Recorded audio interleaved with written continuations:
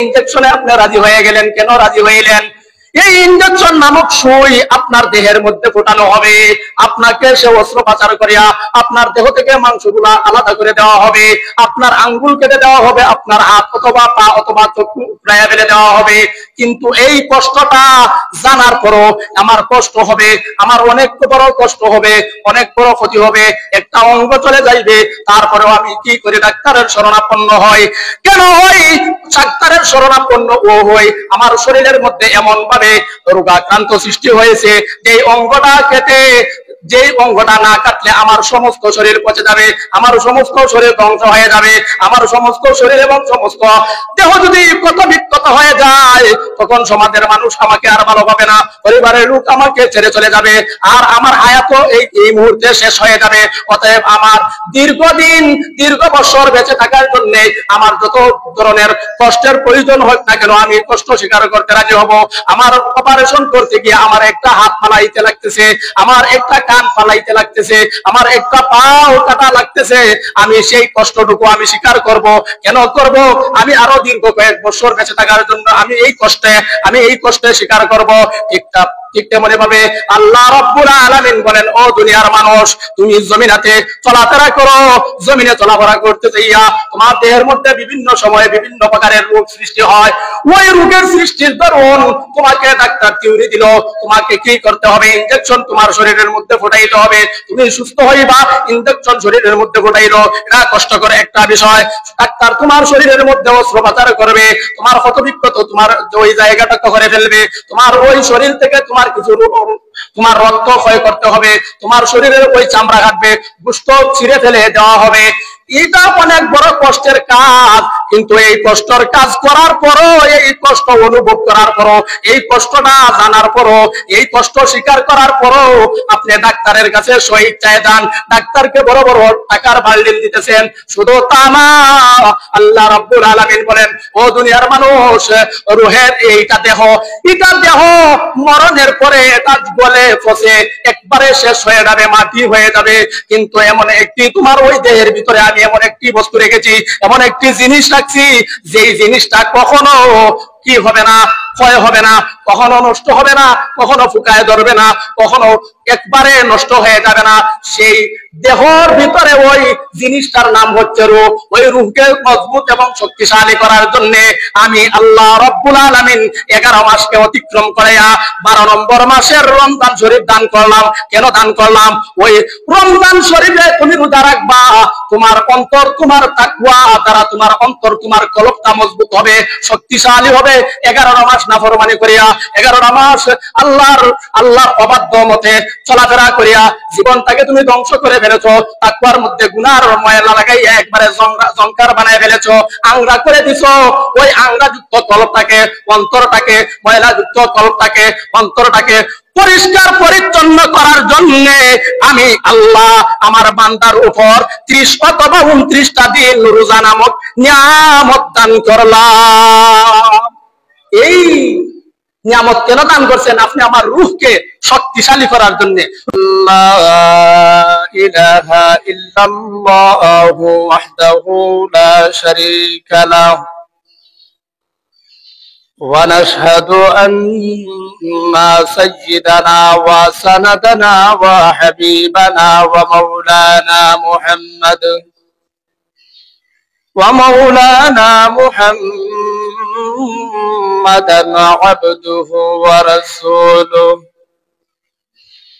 الذي أرسل إلى الناس كافة بشيرا ونذيرا وداعيا إلى الله بإذنه وسراجا وقمرا منيرا أما بعد فأعوذ بالله من الشيطان الرجيم بسم الله الرحمن الرحيم يا أيها الذين آمنوا كتب عليكم الصيام كما كتب على الذين من قبلكم لعلكم تتقون أياما معدودات فمن كان منكم مريضا أو على سفر فعدة من أيام أخر وعلى الذين يطيقونه فدية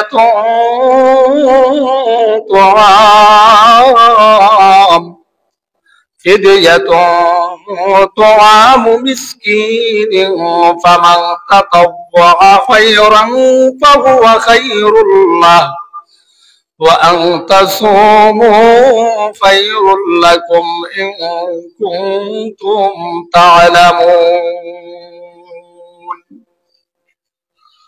صدق الله المولانا العظيم وصدق رسوله النبي الكريم ونحن على ذلك لمن الشاهدين والشاكرين والحمد لله رب العالمين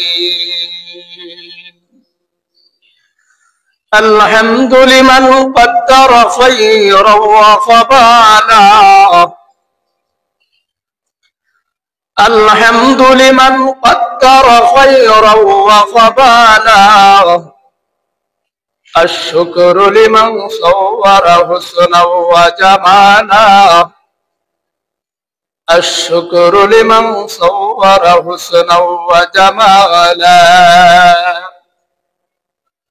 فرد صمد عن صفة الخلق بريئون فرد صمد عن صفة الخلق بريئون رب أزلي خلق الخلق كمالا رب أزلي خلق الخلق كمالا لا ضد ولا ند ولا حد لمولاه لا ضد ولا ند ولا حد لمولاه الآن كما كان ولم يلك زوالا الآن كما كان ولم يلك زوالا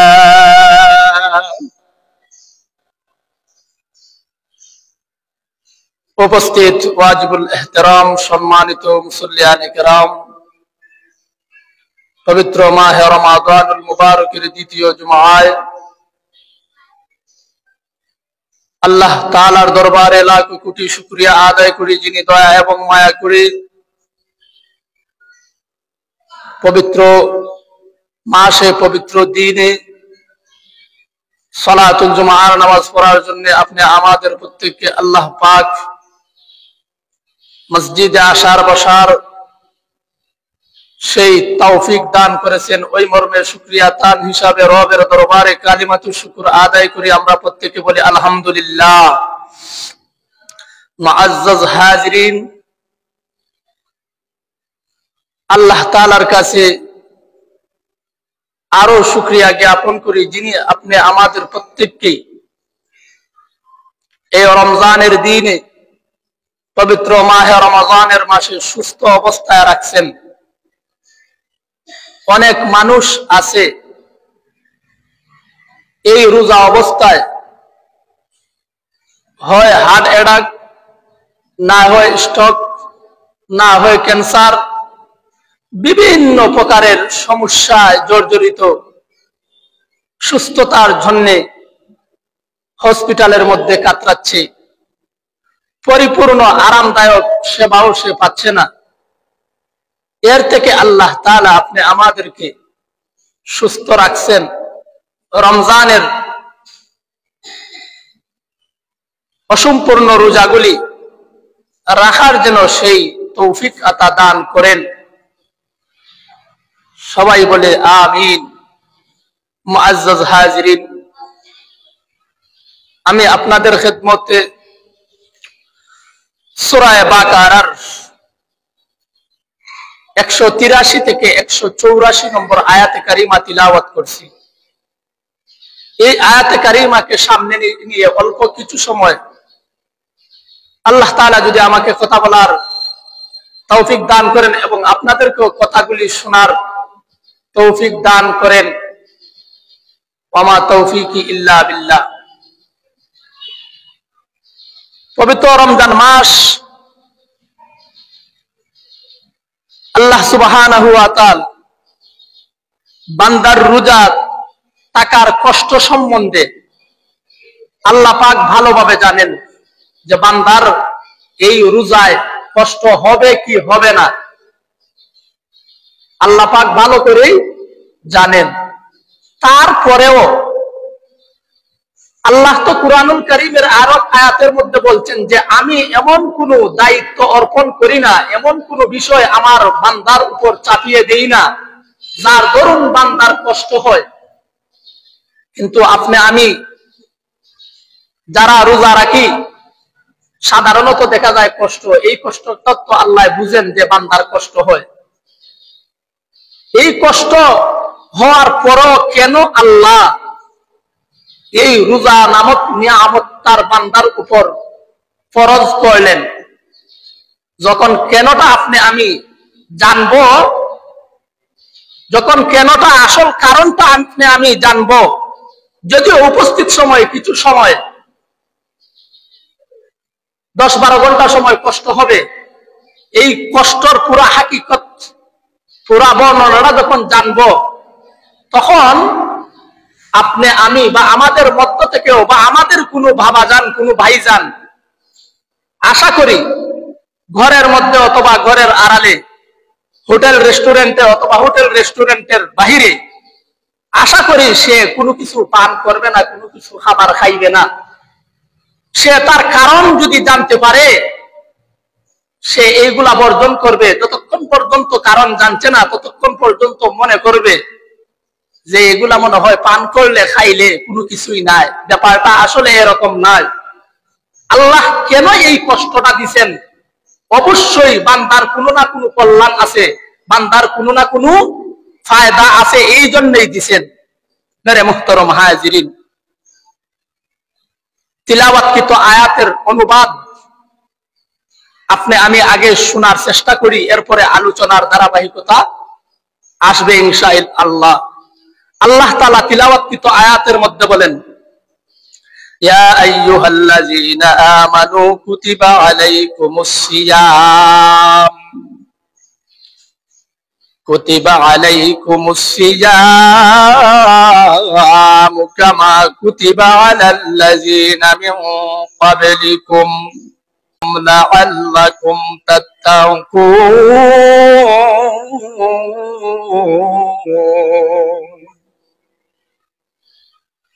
আল্লাহ রাব্বুল আলামিন বলেন, হে দুনিয়ার নারী, হে দুনিয়ার পুরুষ, হে দুনিয়ার যুবক, হে দুনিয়ার যুবতী,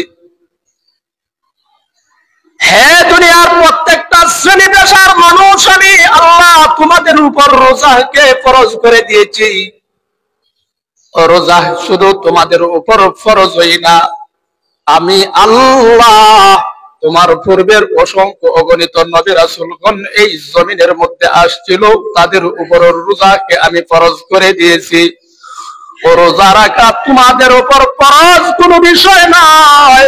রোজা রাখাটা সৃষ্টির পর থেকে নিয়ে পয়গম্বর আদম আলাইহিস সালাতু ওয়াস সালাম থেকে নিয়ে রোজার ধারাবাহিকতা আসছে। অতএব দুনিয়ার নারী এবং পুরুষ, রোজাকে তোমরা বোঝা মনে করিও না। রোজা আল্লাহ রাব্বুল আলামিন দিয়েছেন, রোজাকে তোমাদের উপকারের জন্য, বান্দার উপকারের জন্য, বান্দার ফায়দার জন্য, বান্দার কল্যাণের জন্য। আল্লাহ রাব্বুল আলামিন বলেন, আমি আমার বান্দার উপর কোনো জিনিস নাই যে জিনিস তার কষ্ট হয় ওই কষ্ট নামক কোনো বস্তু আমি তার উপর অর্পণ করি না, তার উপর দায়িত্ব আমি এইভাবে চাপিয়ে দেই না। আল্লাহ রাব্বুল আলামিন বলেন, ইয়া আইয়ুহাল্লাযীনা আমানু কুতিবা আলাইকুমুস সিয়াম কামা কুতিবা আলাল্লাযীনা মিন ক্বাবলিকুম লাআল্লাকুম তাত্তাকুন। রব্বে কারীম বলেন, ও দুনিয়ার মানুষ, তোমার সবচাইতে দাম তখন সময় হবে, তুমি ইজ্জতওয়ালা তখন সময় হইবা, তুমি সম্মানী তখন সময় হইবা, তুমি একজন ভালো আদর্শ মানুষ তখন সময় হইবা, তুমি একজন বিচারক তখন সময় হইবা, তুমি একজন মাস্টার সাহেব তখন সময় হইবা, তুমি একজন আদর্শ ব্যবসায়ী তখন সময় হইবা, তুমি একজন মাদ্রাসার শিক্ষক তখন সময় হইবা, তুমি একজন মসজিদের খতিব তখন সময় হইবা, তুমি একজন মসজিদের ইমাম, মসজিদের মুয়াজ্জিন তখন সময় হইবা। সম্মানটা আল্লাহ দিবেন কিসের মাধ্যমে? আল্লাহ রাব্বুল আলামিন বলেন, লাআল্লাকুম তাত্তাকুন। যেই মানুষটার মধ্যে তাকওয়া থাকবে, যেই মানুষটার মধ্যে পরহেজগারি থাকবে, আল্লাহ রাব্বুল আলামিন বলেন শুধু ইমামের মর্যাদা না, খতিবের মর্যাদা না, হাফেজদের মর্যাদা না, আলিমের মর্যাদা না, একজন ব্যবসায়ীও যদি তাকওয়াশীল আল্লাহওয়ালা হতে পারে, ওই ব্যবসায়ীরও আল্লাহর কাছে সবচাইতে বড় দাম, ওই ব্যবসায়ীও আল্লাহর কাছে সবচাইতে দামি হয়ে যায়, ওই চাকরিজীবীও আল্লাহর কাছে সবচাইতে দামি প্রিয় মানুষটা হয়ে যায়। যেই যেই সেক্টরে কাজকর্ম করুক না কেন, আল্লাহ রাব্বুল আলামিন বলেন তার মধ্যে যদি তাকওয়া পাওয়া যায়, ওই তাকওয়াওয়ালা মানুষই পরহেজগার, ওই তাকওয়াওয়ালা মানুষ পরহেজগার, ওই তাকওয়াওয়ালা মানুষই দুনিয়ার সবচাইতে আদর্শ এবং ভালো মানুষ। আর আদর্শ এবং ভালো মানুষ যদি দুনিয়াতে হয়, আল্লাহ রাব্বুল আলামিন বলেন পরকালে তার জন্য তৈরি হয়েছে জান্নাত। এখন তাকওয়াশীল হইতে, পরহেজগারি হইতে যে কোনো মানুষই আল্লাহ রাব্বুল আলামিন বলছেন এ পরহেজগার, তাকওয়া যার মধ্যে আছে। কিন্তু তাকওয়া কখন? তাকওয়ার এক নম্বর মাসটাই আল্লাহ রাব্বুল আলামিনের কাছে পছন্দ হইছে রমজান মাস, রোজার মাধ্যমে তাকওয়া হাসিল করা যায়। আমি চেয়ারম্যান সাহেব, আমি মেম্বার সাহেব, আমি এমপি, আমি প্রধানমন্ত্রী, মানুষের ইজ্জত দিত, সম্মান দিত, মানতো। আমি ইমাম, আমি খতিব, আমি হাফেজ, আমি মুফতি মুহাদ্দিস সাইফুল হাদিস, মানুষে কেমনে মানতো? যদি আমার মধ্যে তাকওয়া থাকে না, তখন মানুষ কি করবে না? তখন মানুষ সম্মান দিবে না, মানুষ আপনাকে মানবে না। এই তাকওয়ার সবচেয়ে গুরুত্বপূর্ণ যেই 12টা মাসের মধ্যে একটা মাস, সেই মাসের নাম হচ্ছে রমজান মাস। আর তাকওয়া হাসিল করা যায়, অর্জন করা যায় রোজার মাধ্যমে। আর যেই মানুষটা রোজা রাখবে সেই মুত্তাকি, সেই পরহেজগার, বলেন না সুবহানাল্লাহ। এই তাকওয়ার সবচেয়ে বড় দাম। হাদিসের বর্ণনা পাওয়া যায়, রোজার ফজিলত বর্ণনা করতে গিয়া বলেন, একটা কালা কাউয়ার বাচ্চা তার জন্মের পর থেকে নিয়ে তার হায়াতের আগ মুহূর্ত পর্যন্ত একটা কাক বিরতিহীন ভাবে তার গায়ের যত শক্তি, যত দূর আছে, দৌড়াইতে দৌড়াইতে যদি তাকে আল্লাহ সুবহানাহু ওয়া তাআলা রোজা রাখার বিনিময়ে আল্লাহ রাব্বুল আলামিন ওই বান্দা এবং জাহান্নাম থেকে তত দূর রাখবেন। সুবহানাল্লাহ। এখন একটা কাউয়া তার হায়াত কত, তার কত বছর সে বাঁচে আমার জানা নাই। আনুমানিক বলেন একটা কত বছর, 2, 4, 5 বছর, 10 বছরই হোক। এখন বিরতিহীন ভাবে কোথাও কোনো স্টপেজ নাই, থামবে না, কতদূর পর্যন্ত সে যাইতে পারবে চিন্তা করছেন নি?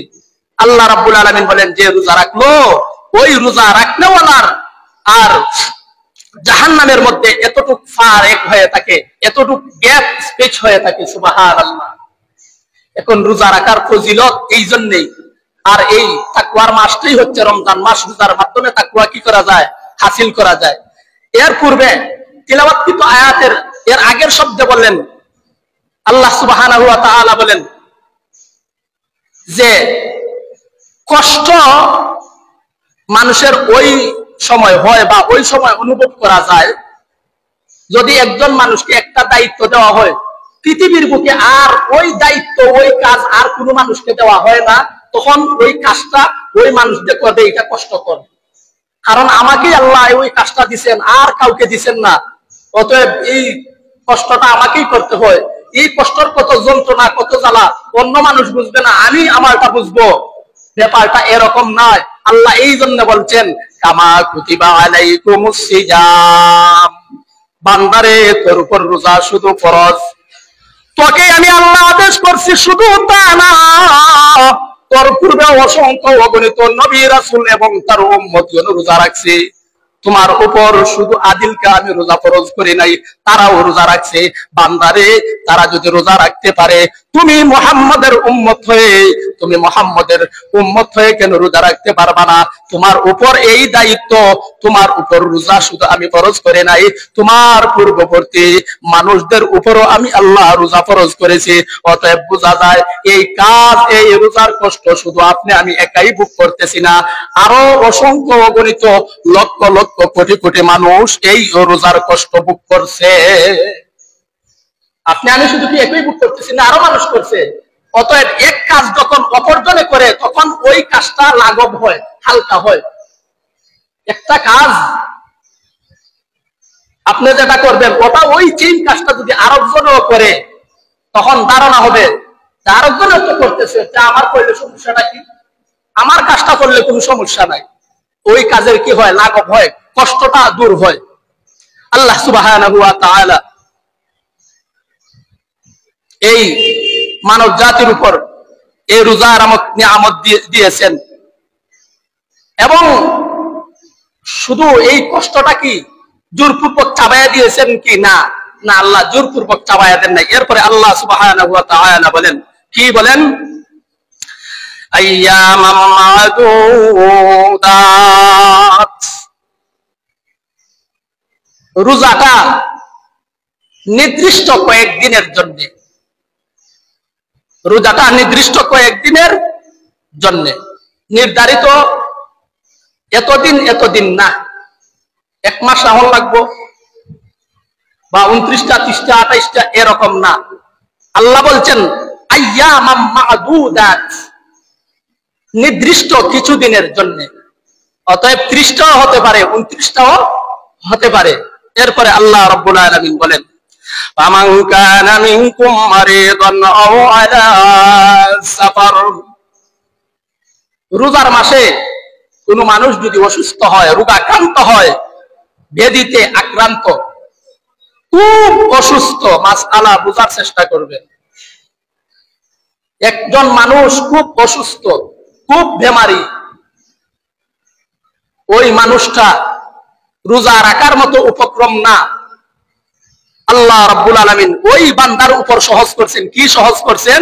আল্লাহ রাব্বুল আলামিন বলেন ফামান কানা মিনকুম মারিদান, ওই মানুষ যদি অসুস্থ হয়, ওই মানুষ যদি রোগাক্রান্ত হয়, ওই মানুষ রোজা রাখার ফলে আর বাঁচবে না, সে মরে যাবে, সে ইন্তেকাল করবে। আমি আল্লাহ তাদের ব্যাপারে রহমত দান করছি। কি রকম রহমত? আল্লাহ রাব্বুল আলামিন বলেন ওয়া আলা সাফার ফাইদ্দাতুম মিন আইয়ামিন উখার, এক নম্বরে রমজান মাসে রোজা রাখনেওয়ালা যদি অসুস্থ হয়ে যায়, রোগাক্রান্ত হয়ে যায়, মরে যাওয়ার উপক্রম রোজা রাখলে আল্লাহ রাব্বুল আলামিন তাদের ব্যাপারে কিছু নির্দেশনা দিয়েছেন। শুধু তা না, আল্লাহ রাব্বুল আলামিন বলেন, কি বলেন? আও আলা সাফার, যদি কোনো মুসাফির মানুষ এক দেশ থেকে আরেক দেশে যাইবে, অথবা স্বদেশের মধ্যে এক জায়গা থেকে আরো অনেক অনেক অনেক দূর যাইবে, সফর করবে, ভ্রমণ করবে, ভ্রমণরত অবস্থায়, সফররত অবস্থায় মানুষ ক্লান্ত হয়ে যায়, মানুষের ক্ষুধা বেড়ে যায়, মানুষের পিপাসা বেড়ে যায়, এমত অবস্থায় আল্লাহ রাব্বুল আলামিন তাদের ব্যাপারে বলেন ফাইদ্দাতুম মিন আইয়ামিন উখার, সে যেই সমস্ত ওই দিনগুলাতে অসুস্থ অবস্থায় অথবা মুসাফির অবস্থায় সে রোজা ভাঙতে পারবে, সে রোজাকে ছাড়তে পারবে। আল্লাহ রাব্বুল আলামিন বলেন আইয়ামিন উখার ওয়া আলাল্লাযিনা ইউতিকুনাহু ফিদিয়াতুন তুআমু মিসকিন, আপনি অসুস্থ রোগাক্রান্ত, যদি রোজা রাখেন মরে যাওয়ার মতো আশঙ্কা আছে, অথবা আপনি সফর করতেছেন, সফর করতে করতে করতে করতে যাইয়া আপনার এমন পানির পিপাসা লাগছে, অথবা ক্ষুধার যন্ত্রণায় চটপট করতেছেন, আল্লাহ রাব্বুল আলামিন বলেন যে সমস্ত রোজার দিনে যতরা রোজা ভাঙবা অসুস্থ হইয়া অথবা মুসাফিরের হালতে, আল্লাহ রাব্বুল আলামিন বলেন ওই রোজাগুলা ওই রোজাগুলা রমজানের পরে তুমি কি করো, কাজা আদায় করো, ওইগুলা তুমি আদায় করবা আইয়ামিন উখার। ওই নির্দিষ্ট রোজাগুলি তুমি ভাঙছিলা, ওই নির্দিষ্ট রোজাগুলি তুমি পরবর্তীতে কাজা করো। যদি কোনো মানুষ ওই রোজাগুলি আবার কাজা করতে অক্ষম, যে আমি কাজাও করতে পারবো না, আমি রোজা একেবারে রাখতেও পারবো না, তারপর আল্লাহ রাব্বুল আলামিন তার বান্দার উপর কষ্ট বোঝা চাপায়া দেন নাই, রোজাকে চাপায়া দেন নাই। এরপরে আল্লাহ রাব্বুল আলামিন অপশন দিয়েছেন ওয়া আলাল্লাযিনা ইউতিকুনাহু ফিদিয়াতুন তাআমু মিসকিন। বান্দা তুই রমজানের অসুস্থ অবস্থায় রোজা রাখতে পারছস না, মুসাফির অবস্থায় রোজা রাখতে পারছস না, আমি আল্লাহ তোরে পরবর্তী অপশন দিলাম তুই কাজা করতে, তুই কাজাও করতে পারছস না। এরপরে আল্লাহ রাব্বুল আলামিন বলেন তুই যেহেতু কাজা করতে আদায় করতে পারছস না, কাজা আদায় করতে পারছস না, আমি আল্লাহ ফিদিয়াতুন তাআমু মিসকিন, বান্দা তুমি রোজার প্রত্যেকটা রোজার হিসাব করে করে তুমি ফিদিয়া দাও। রোজা রাখতে পারছেন না, পরবর্তীতে কি করবেন? কাজা। এখন কাজা আদায় করতেও আমি কি পারতেছি না, আমার অসুখ। এখন বলছেন আল্লাহ ফিদিয়াতুন তাআমু মিসকিন, একজন ফকিরকে, একজন মিসকিনকে এক বেলার খাবার পরিপূর্ণভাবে তাকে খাবার খেতে দাও। কেউ যদি 5টা রোজা ভাঙে তাহলে 5 জন মিসকিনকে একত্রে খাওয়াইবে, অথবা একজন মিসকিনকে 5 দিন কি করবে, পেট ভইরা তার ইচ্ছা মতো কি করবে, খাবার প্রদান করবে, খাবার খাওয়াইবে। এইভাবে যতটা রোজা সে ভাঙবে। এখন সুস্থ মানুষ না অসুস্থ মানুষ? সুস্থ না অসুস্থ? যে সমস্ত সুস্থ মানুষ টাটকা জোয়ান আমার মতো এই বাটফার সিটার গুলায় যে রোজা ভাঙতেছে তাদের ব্যাপারে কি? এই বাটফার সিটার গুলায় হোটেল রেস্টুরেন্টের মধ্যে খাইতেছে তাদের ব্যাপারে কি? এটা তো অসুস্থ মানুষের ব্যাপারে আল্লাহ রুখসত দিবেন।